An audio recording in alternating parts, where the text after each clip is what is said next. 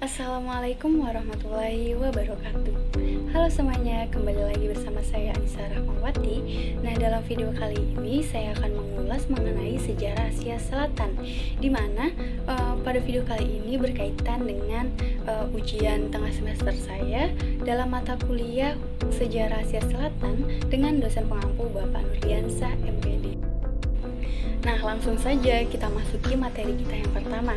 Di sini saya akan membahas apa itu pentingnya sejarah Asia Selatan sebagai sarana untuk memahami sejarah Indonesia dengan mengemukakan bukti serta penalaran. Nah, di sini sangat penting dalam memahami sejarah Asia Selatan sebagai refleksi untuk memahami sejarah Indonesia, mengingat keduanya memiliki hubungan yang berdekatan sehingga memiliki kultur yang hampir sama. Nah, hubungan yang telah terjadi sejak lama ini terjadi sejak adanya kerajaan tradisional yang telah terjalin pada masa hubungan perdagangan India. Nah, hubungan perdagangan Indonesia ini ada dengan India, Pakistan, Sri Lanka, dan juga banyak negara-negara di Asia Selatan lainnya. Nah, hubungan perdagangan antara Indonesia dan negara-negara tersebut menjadi tonggak masuknya kepercayaan Hindu-Buddha di Indonesia. Nah, hubungan ini berlanjut dan meluas hingga negara-negara di Asia Selatan lainnya seperti Afghanistan, Nepal, dan juga hingga Bhutan. Nah, dari segi pendidikan dan kebudayaan yang lain pasca kemerdekaan Indonesia juga mula-mula akan terbentuk.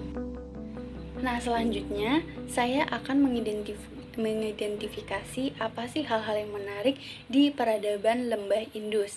Nah, peradaban Lembah Indus ini terkenal dengan tekniknya yang canggih. Nah, kota-kota terencana dengan baik dan sistem drainase yang tidak akan diperbaiki selama berabad-abad. Nah, begitu banyak hal yang menarik yang bisa diketahui tentang peradaban Indus, India, Afghanistan ini, teman-teman. Terkait tentang fitur canggihnya peradaban Harappa serta struktur artefak masyarakatnya, dan juga tidak lupa beragam penemuannya di zaman modern ditinjau dari aspek sosial, ekonomi, dan agama. Nah, dari aspek sosial ini di Lembah Indus ada manusia pendukung atau bangsa pendukungnya yang berada di peradaban lembah Sungai Indus ini adalah bangsa Dravida. Jadi golongan ras Australoid dengan ciri-ciri kulit hitam, berambut ikal, dan juga berbadan tegap.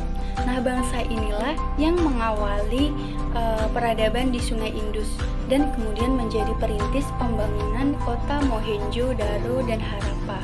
Menurut para ahli, peradaban lembah Sungai Indus ini telah mencapai tingkat yang tinggi.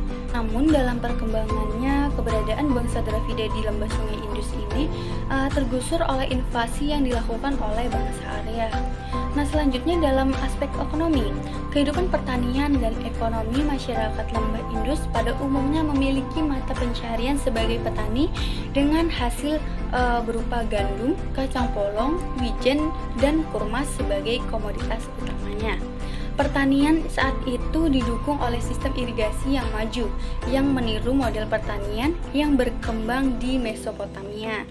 Nah, selain sebagai irigasi, masyarakat juga memanfaatkan sungai sebagai sumber kehidupan dan jalur transportasi.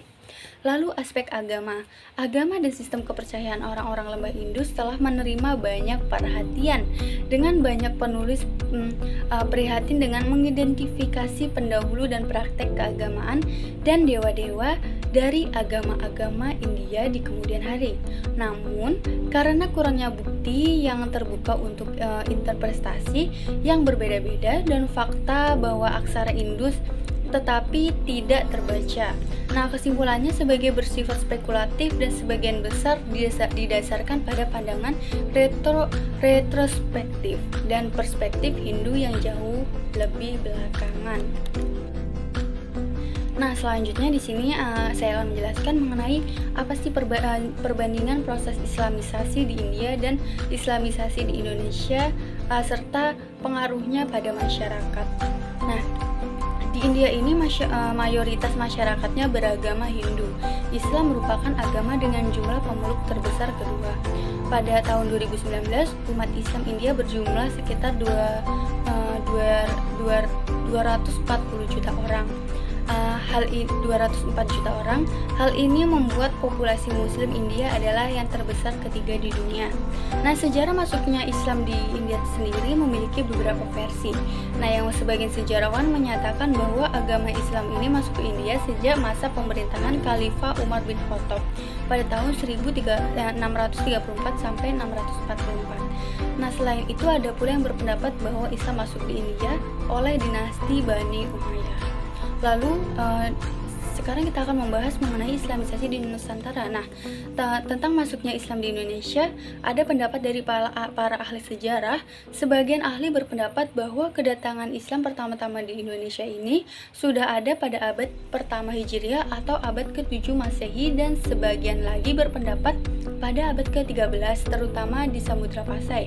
Ada teori tentang masuknya Islam di Indonesia. Yang pertama adalah teori Gujarat. Teori ini bertolak pandangan dari yang menyatakan asal negara membawa agama Islam ke Nusantara dari Gujarat. Snow Kugronje telah menitik beratkan pandangannya ke Gujarat berdasarkan yang pertama adalah kurangnya fakta yang menjelaskan peranan bangsa Arab dalam menyebarkan Islam di Indonesia. Nah, yang kedua adalah hubungan dagang Indonesia dan India telah terjalin sejak lama. Yang ketiga, inskripsi tertua tentang Islam terdapat di Sumatera memberikan gambaran antara hubungan Sumatera dengan Gujarat. Nah, itulah tadi fakta-fakta mengenai masuknya Islam ke Indonesia. Selanjutnya adalah saya akan menjelaskan mengenai pengaruh Islam, masa kerajaan Delhi, serta hasil budaya dari peradaban di masa itu. Delhi di India dikenal sebagai salah satu pusat peradaban Islam di dunia. Nah, di sini mayoritas India memang dikenal sebagai penganut agama Hindu. Namun pada abad ke-12, agama Islam sempat berkembang di sana pasca Kesultanan Delhi di bawah Sultan pertama, yaitu Qutbuddin Aibak. Nah, bukti kemenangan Islam di India itu pun ditandai dengan dibangunnya Qutub Minar di Delhi. Untuk informasi, Qutub Minar merupakan sebuah komplek bangunan dengan menara masjid setinggi 72,5 meter yang terbuat dari batu bata, di mana kompleknya masih berdiri tegak hingga saat ini.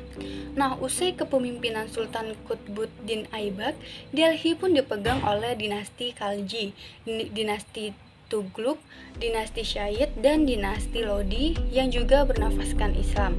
Namun Kesultanan Delhi itu tidak berlangsung lama hingga kerajaan Mughal muncul dan berkuasa di abad ke-16. Nah, selanjutnya yaitu saya akan menjelaskan mengenai dampak kolonialisasi Inggris terhadap masyarakat India dengan melihat pola kolonialisme Belanda di Indonesia. India diperintah Inggris selama 200 tahun. Pertama oleh East India Company atau perusahaan India Timur, dan kemudian oleh pemerintah Inggris setelah perusahaan India Timur akhirnya dihapuskan. Jadi jika kamu ingin tahu bagaimana kehidupan di masa kolonialisme Inggris di India, nah ini adalah fakta-faktanya. Yang pertama adalah kemiskinan di India di bawah kekuasaan Inggris.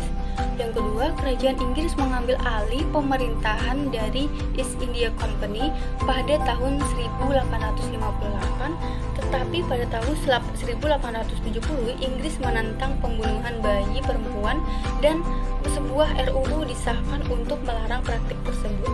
Banyak orang Inggris yang mengkritik pernikahan anak di bawah umur dan mendukung jiwa wanita bisa mendapatkan pendidikan yang setara dengan pria. Nah, selanjutnya adalah larangan membakar janda baik secara sukarela ataupun terpaksa. Yang kedua, sebelum kedatangan Inggris, orang India memang sudah memiliki dua sistem pendidikan, satu untuk orang Hindu dan satunya lagi untuk orang Muslim. Menurut makalah Nauman Tahir, maksud dan tujuan pendidikan misionaris di era kolonial di India lebih berfokus pada pendidikan spiritual dan juga klasik daripada pendidikan praktis. Dan sekolah-sekolah itu berlaku hanya untuk anak laki-laki, sedangkan anak perempuan dididik di rumah. Nah, ketika East India Company mengambil alih Bengal pada tahun 1765, mereka memutuskan untuk mendirikan sekolah bahasa, tetapi demi kepentingan perusahaan India Timur bagi orang India untuk dididik dan dialek lokal. Tidak sampai piagam Undang-Undang 1813 bahwa ada rencana khusus dan pengakuan hak rakyat India untuk pendidikan. Di sisi lain, mungkin pendidikan gaya barat memberi anak-anak India peluang yang tidak akan mereka dapati di bawah sistem lama. Nah, selanjutnya yaitu adalah hukum yang adil. Inggris juga hukum yang tidak adil. Inggris juga menerapkan sistem keadilan versi mereka di India, terutama yang menyangkut kejahatan di India. Tetapi setiap kali ada kasus yang melibatkan warga India versus warga Inggris, pengadilan cenderung menguntungkan warga negara Inggris. Baiklah, selanjutnya kita akan menjelaskan mengenai bagaimana faktor pendorong konflik hegemoni antara nasionalis Muslim dan nasionalis Hindu di India. Nah, konflik horizontal antara dua kelompok agama India berakar dari filosofis yang tertanam sejak lama. Sekitar 80% penduduk India memeluk agama Hindu dan populasi Muslim berjumlah 200 juta orang atau diperkirakan 14%.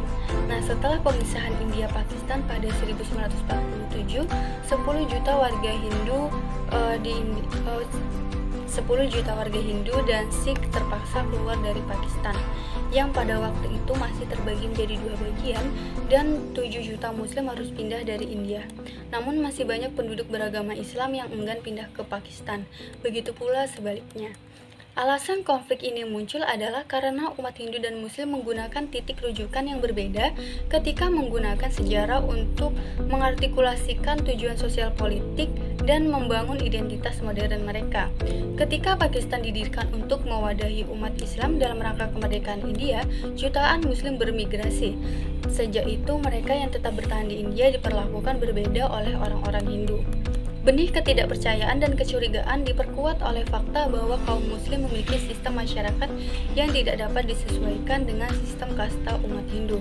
Dengan cara ini, kedua kelompok agama hidup berdampingan tetapi dengan persepsi yang berbeda. Orang Hindu menganggap orang Muslim tidak baik. Mereka juga kesal karena warga Muslim tidak tunduk pada program keluarga berencana. Perselisihan antara dua kelompok masyarakat ini dalam perkembangannya beberapa kali meletup dan memicu kerusuhan. Pada 1984, sekitar 3.000 orang dari kelompok Sikh tewas dalam huru-hara yang dipicu oleh pembunuhan Perdana Menteri Indira Gandhi yang dilakukan oleh dua pengawalnya yang berasal dari kelompok Sikh. Lantas pada Desember 1992, India yang berusaha membangun reputasi sebagai negara sekuler kembali tercoreng.